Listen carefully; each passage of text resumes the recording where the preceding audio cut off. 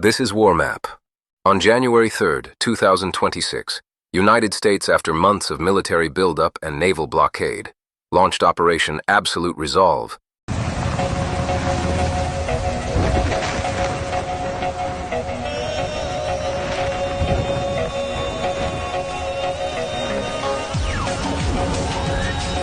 During the operation, about 150 aircraft were involved, including F-22 Raptors, F-35 Lightning IIs, F/A-18 Super Hornets, EA-18 Growlers, and B-1 Lancers, as well as various UAVs.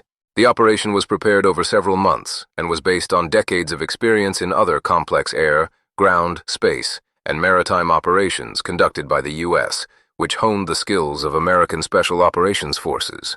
For its implementation, extensive intelligence work was carried out to locate Maduro and study his movements, as well as to select the necessary day and time of the day, taking into account the weather. Upon the arrival of the helicopter group to the place of Maduro's capture, it was fired upon from the ground, as a result of which one of the helicopters was damaged, which did not prevent it from landing and achieving its goal. A few hours after the start of the U.S. operation in Venezuela, we can roughly understand the U.S. targets and the current situation in the country.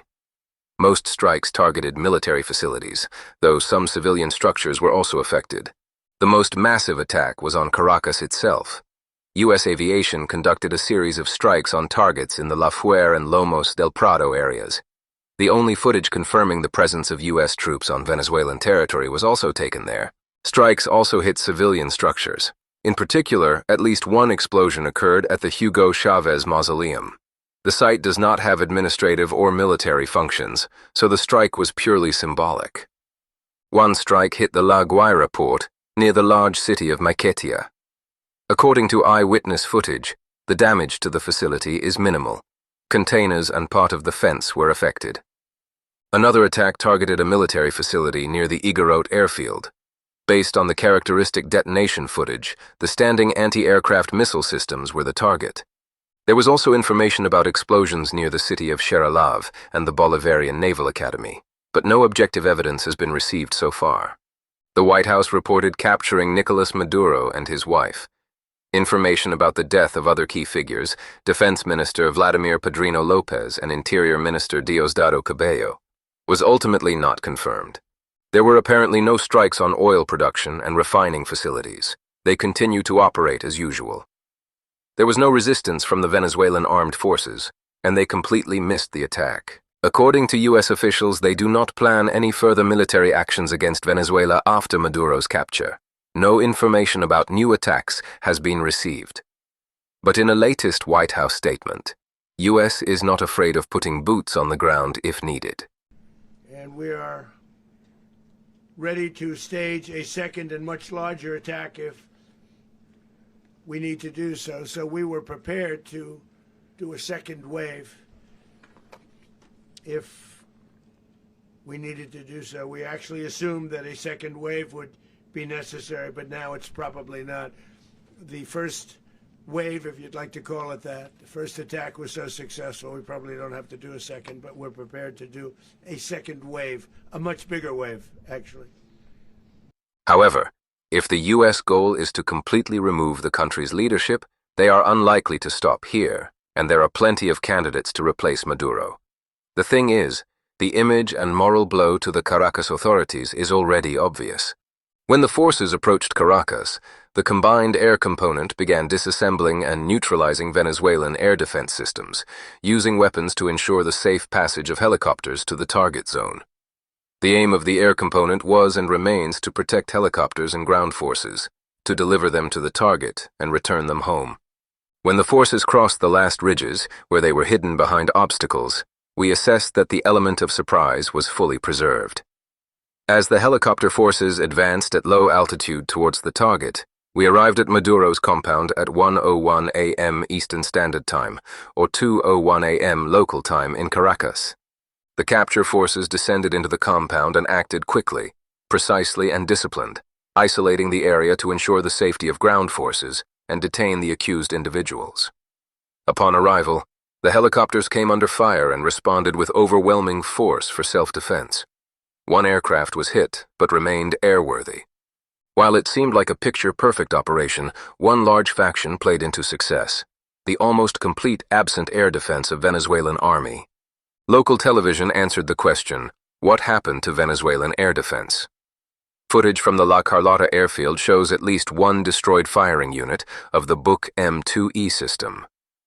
Venezuela's armed forces originally had 6 to 12 such systems, delivered during Hugo Chávez's time. However, only a small portion remained operational due to a lack of components and maintenance challenges during the economic crisis. Moreover, Venezuelans were careless about dispersal and used their mobile complexes like stationary ones.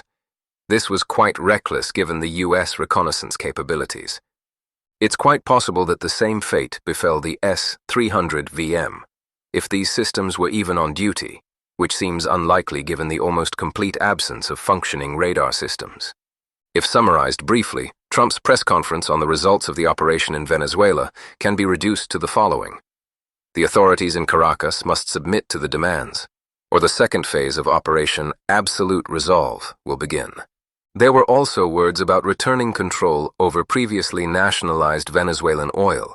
The oil companies are going to go in, they're going to spend money, we're going to take back the oil that, frankly, we should have taken back a long time ago. A lot of money is coming out of the ground. We're going to get reimbursed for all of that. We're going to get reimbursed for everything that we spend. So it's going to be a very important. This is a very big evening that took place last night. We have to be surrounded by safe, secure countries. And we also have to have energy. Very important. We have to have energy that's real energy, not where they're getting 4% and 5% of the energy out of the ground. You take a look. It was such a disaster. So what's going to happen with Venezuela, I think, over the next period of a year is going to be a great thing. And the people of Venezuela will be the biggest beneficiaries. And of course, the statement, what happened to Maduro can happen to anyone, stands out separately. It's an unambiguous signal not so much to the Venezuelan leadership, but to all of Latin America and beyond. Will they accept the U.S. conditions in Caracas? Surprisingly, they have opportunities to resist. They previously considered the option of turning the country into a zone of total chaos on the principle of, if I can't have it, no one will. However, the kidnapping of a head of state is a serious moral blow to the local leadership and society.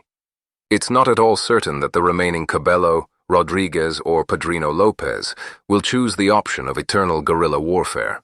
In the end, Maduro is now in U.S. custody, awaiting trial in New York of all places. As far as who is going to run Venezuela now, the U.S. president had this to say. A place called Venezuela.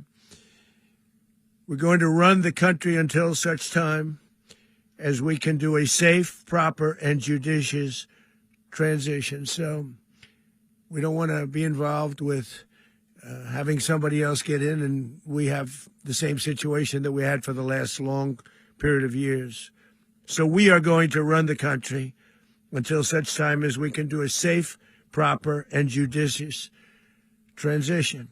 We can't take a chance that somebody else takes over Venezuela that doesn't have the good of the Venezuelan people in mind. We've had decades of that. We're not going to let that happen. We're there now, and what people don't understand, but they understand as I say this, we're there now, but we're going to stay until such time as the proper transition can take place. So we're going to stay until such time as we're going to run it, essentially, until such time as a proper transition can take place. We're going to have our very large United States oil companies, the biggest anywhere in the world, go in, spend billions of dollars, fix the badly broken infrastructure, the oil infrastructure, and start making money for the country. And we are ready to stage a second and much larger attack if... Until next update.